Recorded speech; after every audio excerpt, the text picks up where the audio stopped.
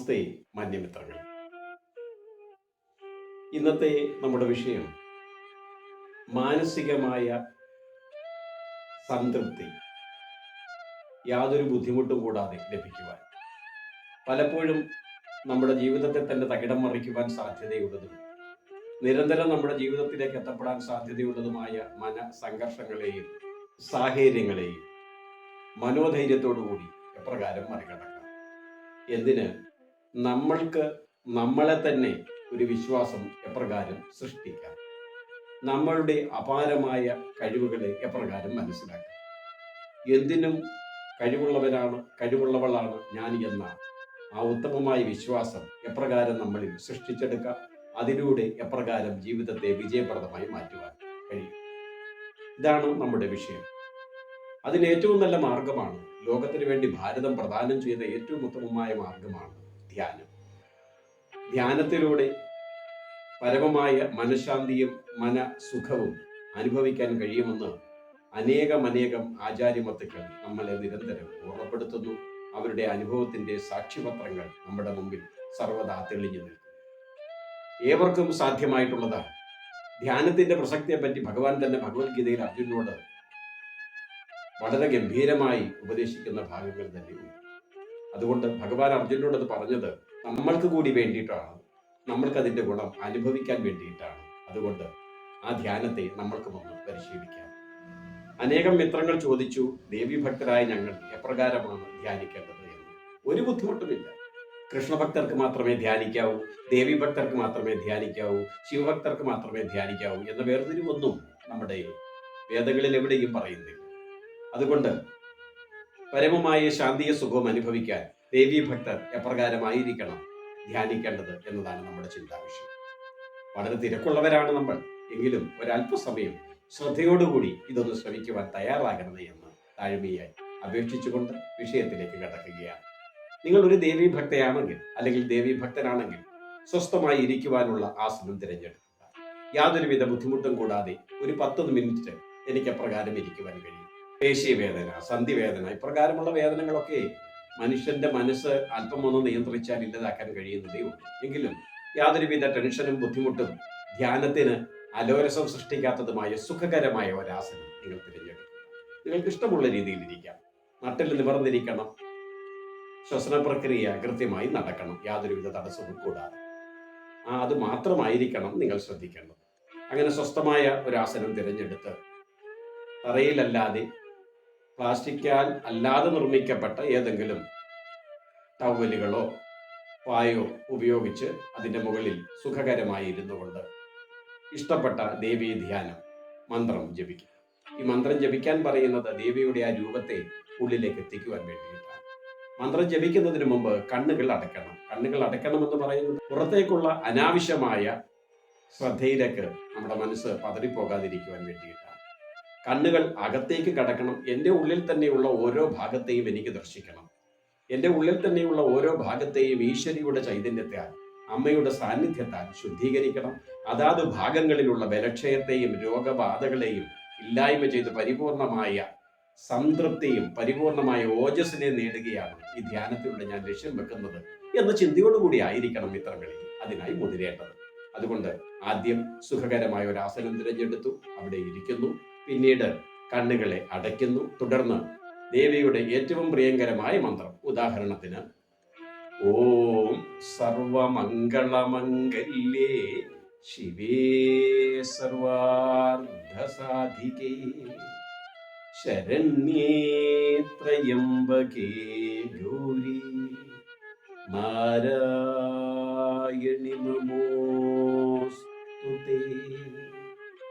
എന്ന മന്ത്രം ജപിക്കുക. ഈ മന്ത്രം ജപിച്ചു കഴിയുമ്പോഴേക്കും നമ്മളുടെ മനതാരിൽ സർവേശ്വരിയായ ജഗദംബയുടെ രൂപം, നിങ്ങൾ മൂകാംബികയിൽ ദർശനം നടത്തിയിട്ടുള്ളവരാണെങ്കിൽ മൂകാംബികയുടെ രൂപത്തെ മനസ്സിലേക്ക് എത്തിക്കൂ.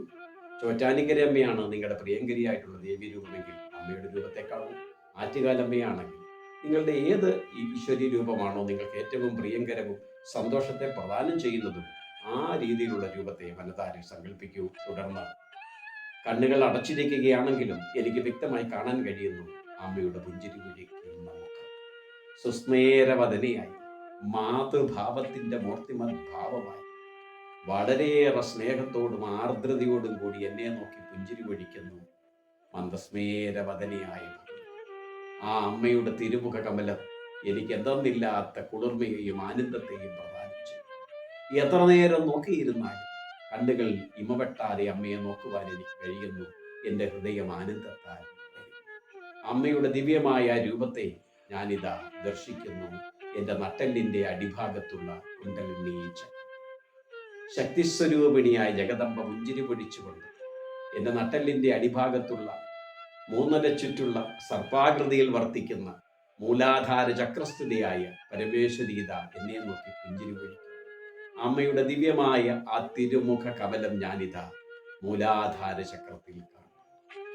ഭക്തിപൂർവം തൊഴുകൈകളോടുകൂടി എൻ്റെ ഹൃദയത്തിലെ ആ ദിവ്യമായ ചൈതന്യത്തെ ഞാൻ മൂലാധാര ചക്രത്തിൽ കാണുന്നു.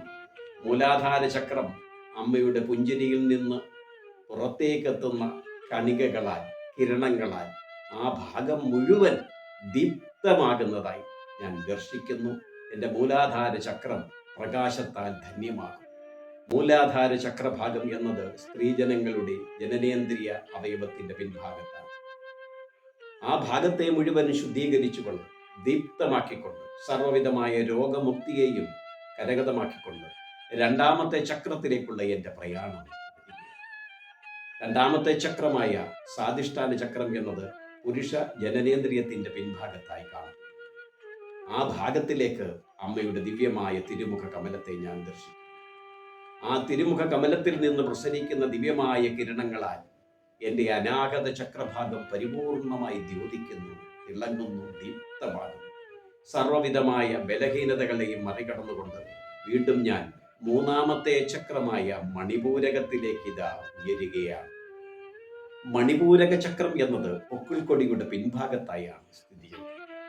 മനസ്സുകൊണ്ട് അമ്മയുടെ ദിവ്യമായ സാന്നിധ്യത്തെയും പുഞ്ചിരി പൊഴിക്കുന്ന തിരു കമലമുഖത്തെയും ആ മണിപൂരക ചക്രത്തിൽ കാണുകയും അമ്മയുടെ പുഞ്ചിരിയിൽ നിന്ന് ഉതിർന്ന് പുറത്തേക്കെത്തുന്ന പ്രകാശ കിരണങ്ങൾ പതിക്കുകയാൽ മണിപൂരക ചക്രം പരിപൂർണമായി ഉത്തേജിക്കപ്പെടുകയും ആ ഭാഗത്തുള്ള എല്ലാവിധമായ ബലഹീനതകളും ബലക്ഷയങ്ങളും രോഗബാധകളും അപ്രത്യക്ഷമാവുകയും ദീപ്തമാവുകയും ചെയ്യുന്നതായി ഞാനിതാ അനുഭവിച്ചറിയുന്നു.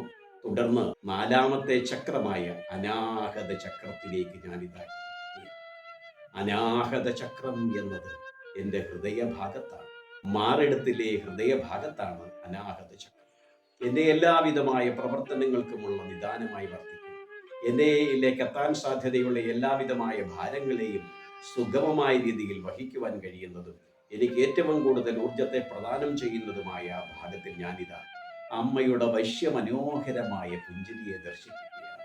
അമ്മയുടെ പുഞ്ചിരിയിൽ നിന്ന് പ്രസരിക്കുന്ന ആ ഉജ്ജ്വലങ്ങളായ കണികകളാൽ, കിരണങ്ങളാൽ എൻ്റെ ഹൃദയഭാഗം മുഴുവൻ, അനാഹത ചക്രം മുഴുവൻ ഇതാ ദീപ്തമാകുന്നു.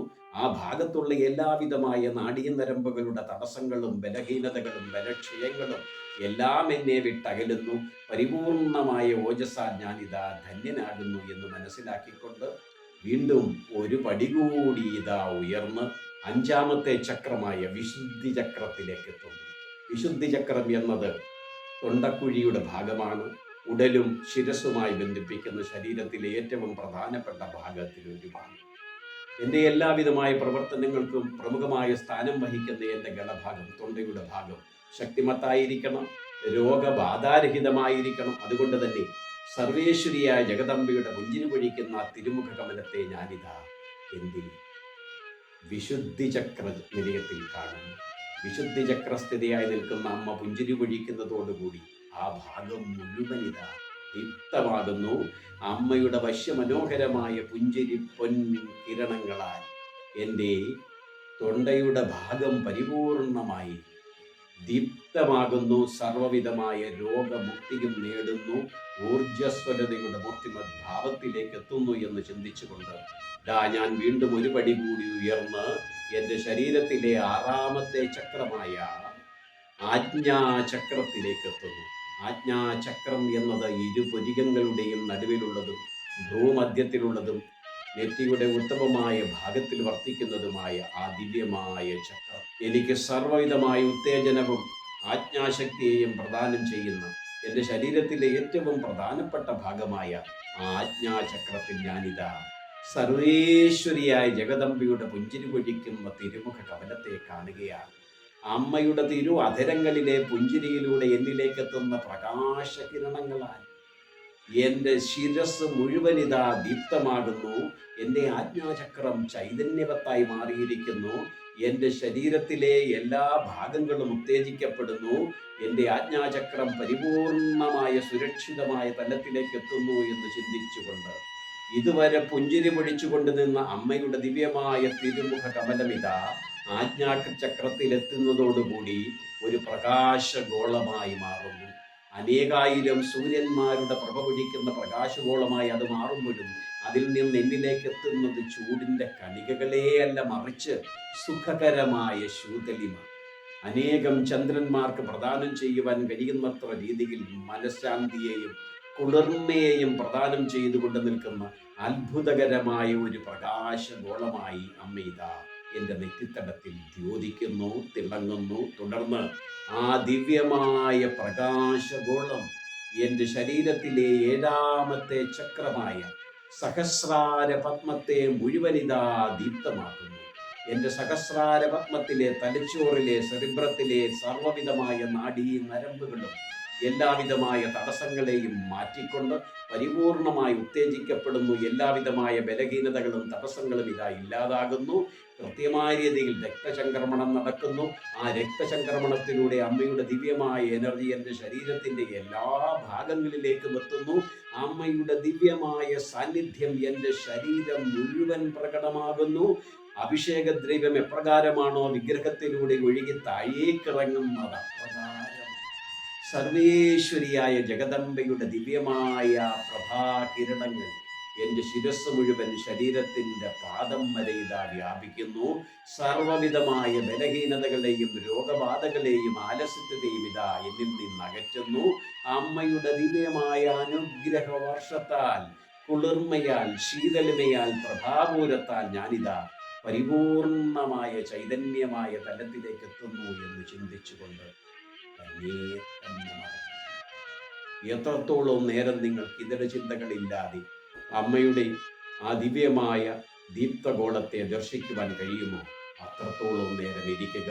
തുടർന്ന് ധ്യാനം പൂർത്തീകരിക്കണം എന്ന് നിങ്ങൾക്ക് ചിന്ത വരുമ്പോൾ എപ്രകാരമാണോ മൂലാധാരത്തിൽ നിന്ന് മുകളിലേക്ക് ഈ ചൈതന്യത്തെ ഉയർത്തിയത്, അപ്രകാരം തന്നെ മുകളിൽ നിന്ന് സഹസ്രാര പത്മത്തിൽ നിന്ന് ആജ്ഞാചക്രത്തിലേക്കും, ആജ്ഞാചക്രത്തിൽ നിന്ന് പിന്നീട് വിശുദ്ധി ചക്രത്തിലേക്കും, വിശുദ്ധി ചക്ര നിലയത്തിൽ നിന്ന് പിന്നീട് അനാഗത ചക്രത്തിലേക്കും, അനാഗത ചക്രത്തിൽ നിന്ന് പിന്നീട് മണിപൂരക ചക്രത്തിലേക്കും, മണിപൂരക ചക്രത്തിൽ നിന്ന് സ്വാധിഷ്ഠാന ചക്രത്തിലേക്കും, സ്വാധിഷ്ഠാന ചക്രത്തിൽ നിന്ന് മൂലാധാര ചക്രത്തിലേക്കും ആ ചൈതന്യത്തെ എത്തിച്ച് ഇരു കൈകളും കൊണ്ട് ഭൂമിയിൽ തൊട്ട് നമസ്കരിച്ചുകൊണ്ട് ഭക്തവത്സലയായ അമ്മയുടെ തൃപ്പാദമാണ് എന്ന് കണ്ടുകൊണ്ട് ധ്യാനത്തെ പൂർത്തീകരിക്കാം.